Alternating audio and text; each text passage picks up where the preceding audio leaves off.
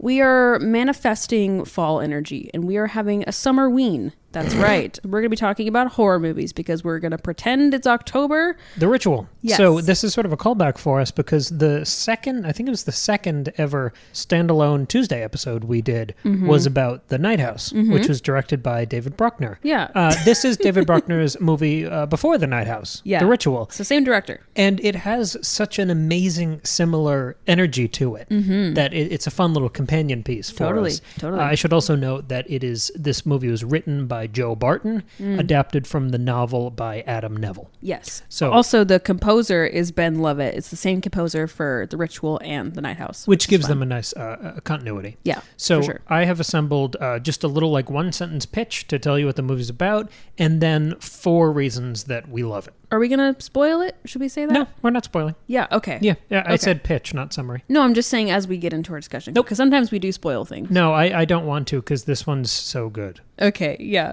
All right, spoiler free. I have a couple Easter eggs that if you've seen the movie, you will get. Perfect. From my notes. Perfect. Okay, so the pitch, all great horror movies are simple.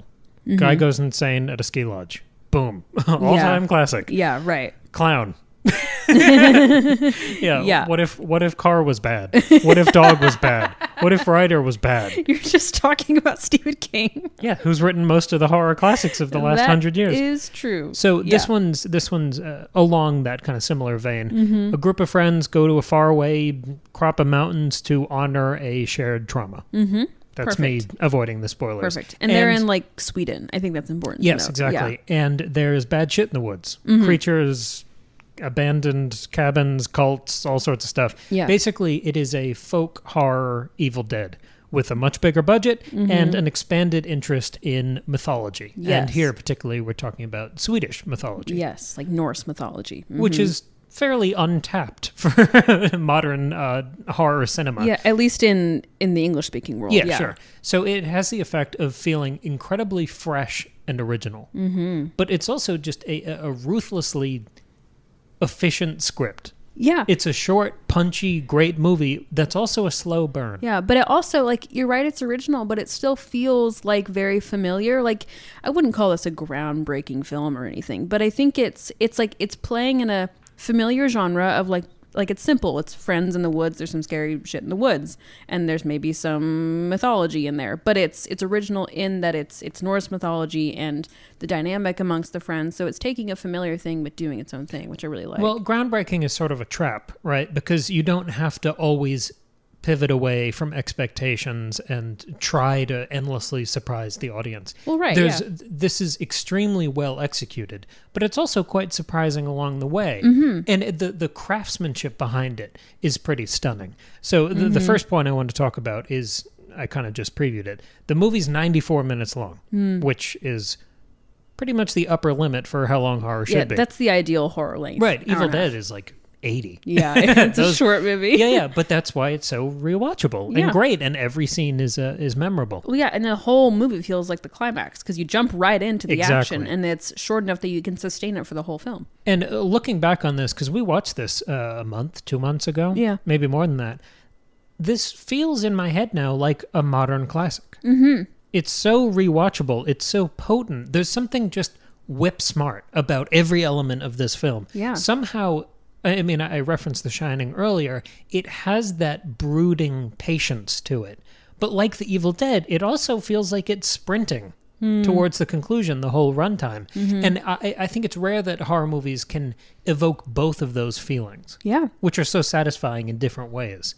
Also, a little call to action. It's on Netflix. Netflix bought the international distribution rights, so go watch it immediately. Yeah, please. Did you have anything to add to the runtime comment? I mean, I guess to the what comment? Sorry? Runtime. Oh, runtime. No. Okay.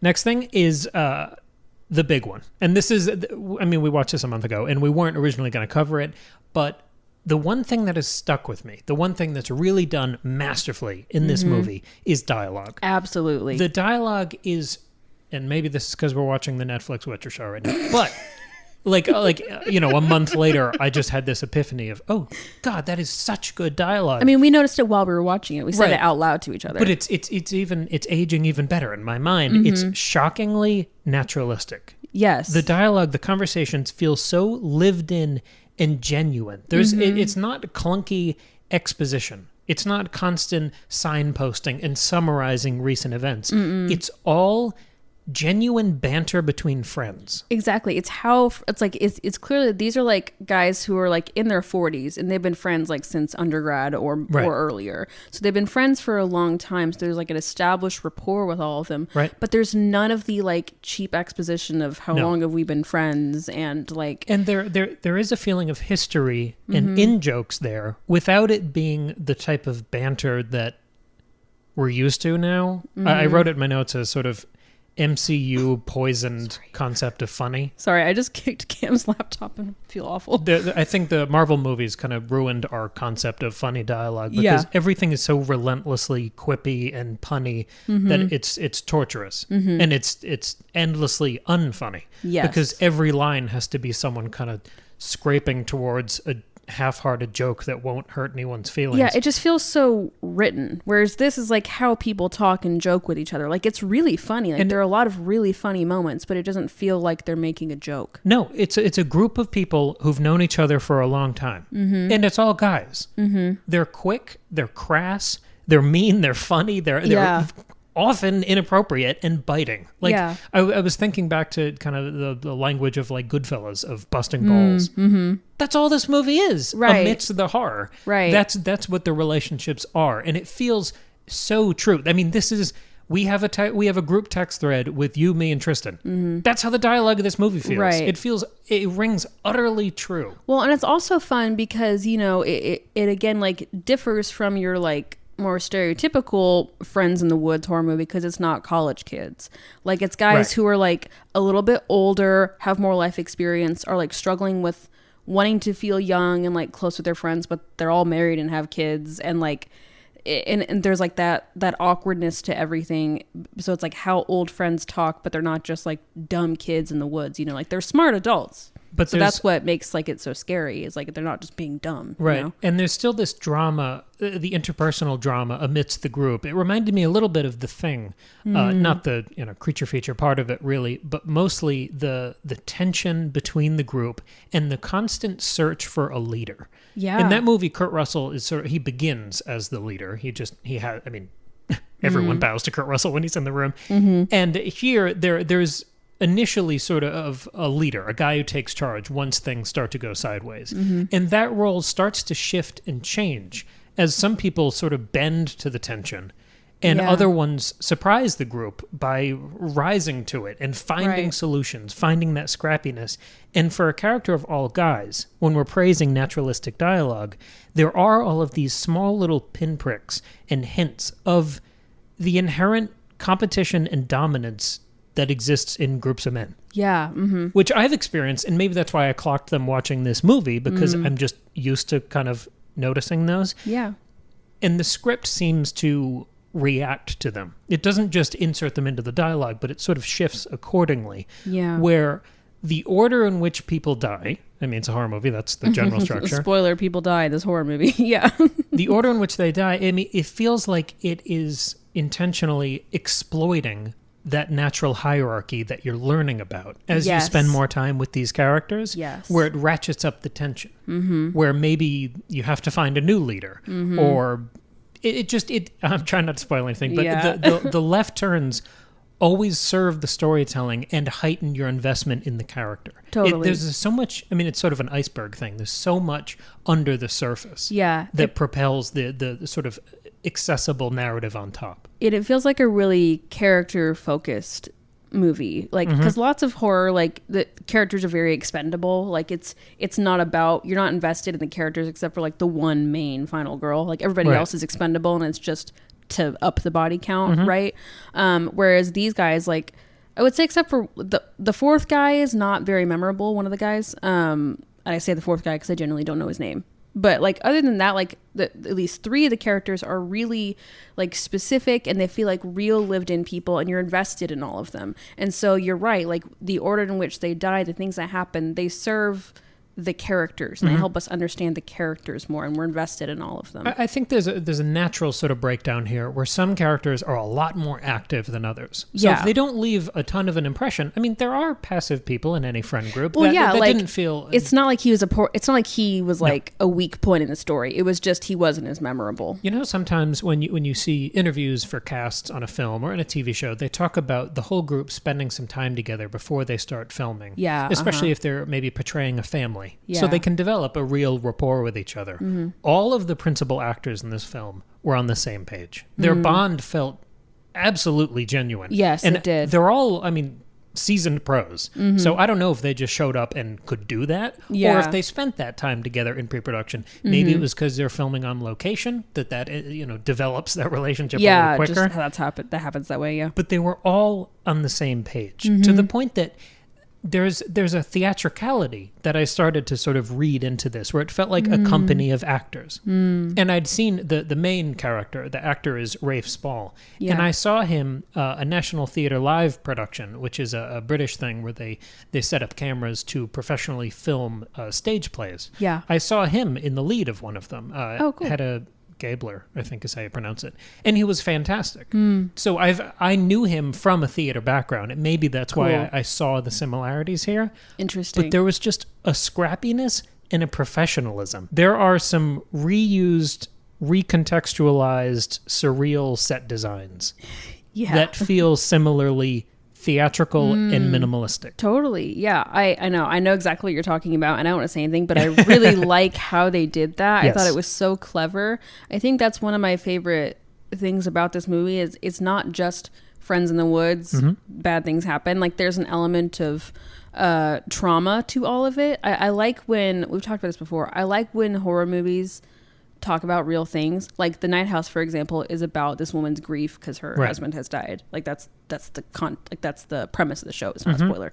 And in this one, there's another like shared traumatic event amongst these characters that is part of the bad things that are happening in this forest. It's not just some evil creature is out there. Like there's also a real human trauma element to it. I find that really interesting. And both films, the inciting incident is a death of a loved one. Yeah. But there's so much mystery and guilt and regret in the circumstances of that death that kind of unspool throughout the movie. It's a great central hook. It feels like we talked about this the other day, unrelated, but it feels like what I wish Ari Aster had done in Midsommar.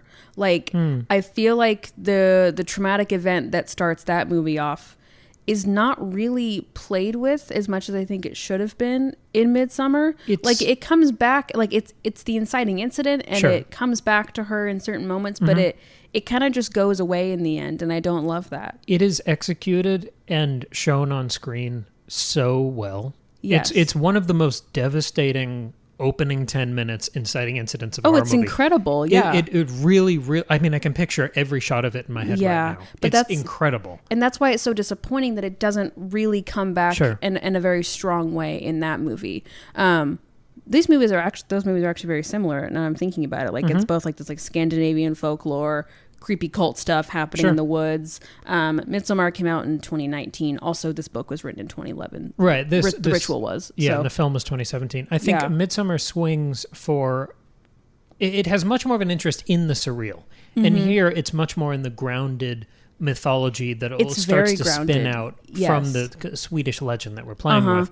But I just touched on the set design thing that we're trying not to spoil. And that's one of my other 4 points here. Atmosphere and efficiency. For being a 94-minute movie of a group of people kind of crawling through one location, there are an insane number of gorgeous, eerie, memorable locations and set pieces. Yeah. And I think the masterstroke here is that none of those locations are in themselves impressive. I'm talking about hills, shacks, basements, bars, streets, and convenience stores. Yeah. None of those elements on their own are interesting. Right. But they're shot so well. They're invested with so much character. They're called back to. They're developed.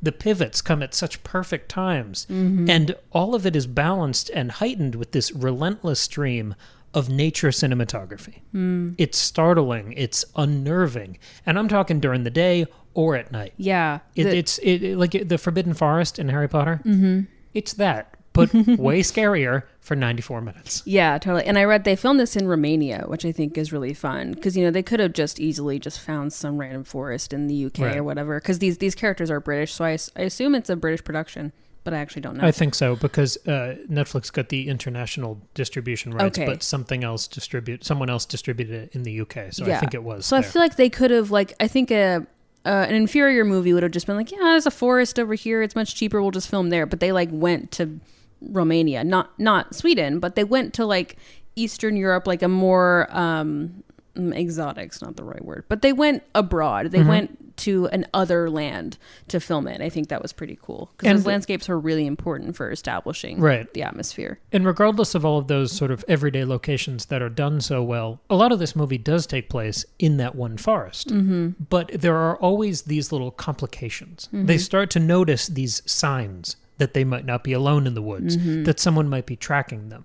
They constantly add little tweaks to it, little spices that ruin any sense of comfort that might be developing. Yeah. But there's also, as you kind of bake in to this forest, there's a sense of deja vu. And you wonder if the characters are lost. You wonder if you've seen that patch of forest before, but so did they. Yes, it felt very Blair Witch Project without getting too into it, but there's that element is in there a lot. I mean, obviously that's a very different film because it's found footage, but that feeling of have we been here before in the woods is really prevalent in that movie too. I feel like a lot of horror movies that I've seen go for the word horror. That's sort of the guiding light. And maybe this point only makes sense in my head, but this movie developed a sense of fear.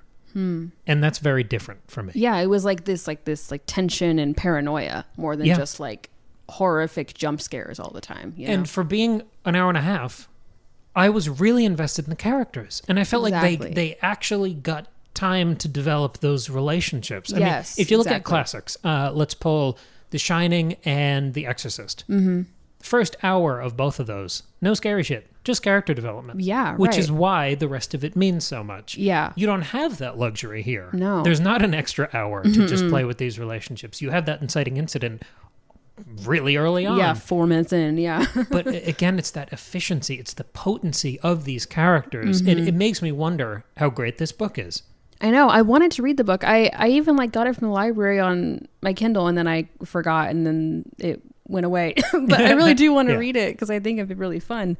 Maybe we could talk about it eventually on here. But yeah, I think what was also fun, you know, that comparison to Midsummer I think is pretty obvious and a natural comparison. It also felt a lot like The Witch, just in being in the woods and folk horror, and like it's this tight group of people where all this like suspicion starts to arise, much like John Carpenter's The Thing. Yeah, but you know, and for slightly different reasons. But like that paranoia that as the group dynamic unravels, so do the things around them, you know? And the resentments that are built up. I mean, The Witch is all about the family resentments that are built up and explode at the end. Exactly. And here you have that with 20 years of history, you know, versus Thomason being 15 or whatever. Right, exactly. Yeah. And both of those movies feel very grounded, even though The Witch takes place in 17th century New England, you know, in period accurate dialogue. Like that film is so good at feeling very real and believable, and this one does the same thing. And I think the Evil Dead comparison continues to be relevant here because it's a balance, and this applies to The Witch as well as The Ritual.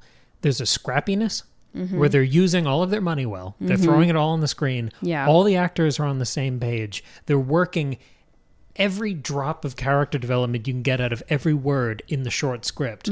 But there's also just a confidence to it. Yeah. I mean, Sam Raimi filming with a borrowed shotgun in his dad's car for Evil Dead. Yeah. The movie's got such style and cockiness and just confidence. It just works. There's ambition, but there's also just a general competence that comes through. And you could say the same thing about The Witch being Robert Eggers' first movie. Yeah. And this, The Ritual, I feel like that confidence is infectious for me. And it's not arrogance. I think you could read arrogance into some of the other movies we mentioned in this episode. Yeah. But there's a kind of a quiet confidence that develops out of scrappiness. And I got that same jauntiness out of this film. And it charmed me. Yeah. And just overall, the movie is just like, again, it's not like greatest, most groundbreaking horror film I've ever seen. I think it's an incredible horror movie. I think it's very well done. And it feels, again, like very